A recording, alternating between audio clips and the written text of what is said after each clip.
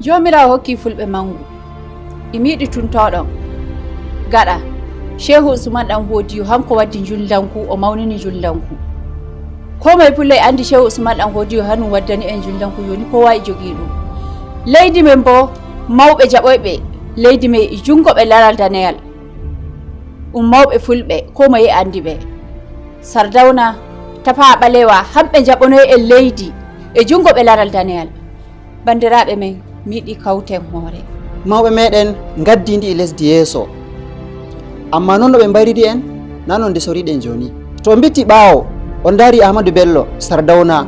ira noon no ɓe mbayridi en na noon nde soriɗen joni ɗumi wadde ɗum enen fulɓe ko moye andiri en shemtuɗum muñal wala ko tagu aybirta en saboda haka useni en kawtenma koye meɗen en jooɗo jaam wona noon no bandiraɓe am bati gonga noon minon fulɓe miɗon godi mawɓe nder amen miɗon godi mawɓe modiɓɓe laamiɓe iɓen non ɗon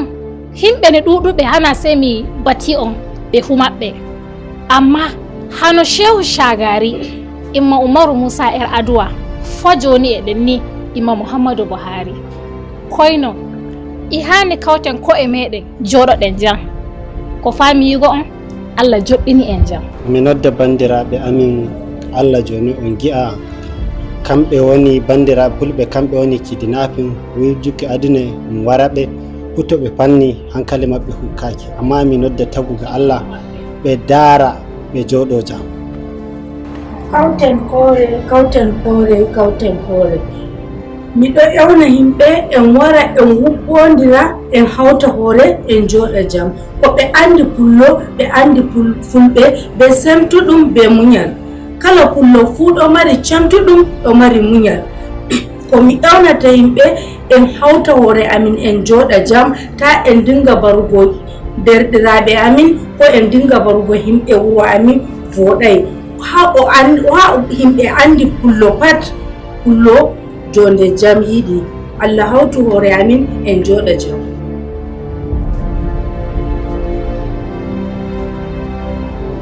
bandiraɓe fulɓe joɗoɗen jam ngam jonde jam wadde risku rufgo dafo yimɓe meɗen waddata jamu ko e toye useni en jooɗo jam bandiraɓe am fulɓe mi toro on en kawtal hoore ko mbiyata en hawta hoore en heɓa en ñaama risku je gomna Bello Matawalle waddini amin ha nder wuro amin o ñiɓini amin ci'e o waddi jangirde ɗon sibiti lumo ɗon nder pat useni fu en hawta hoore en acca ko en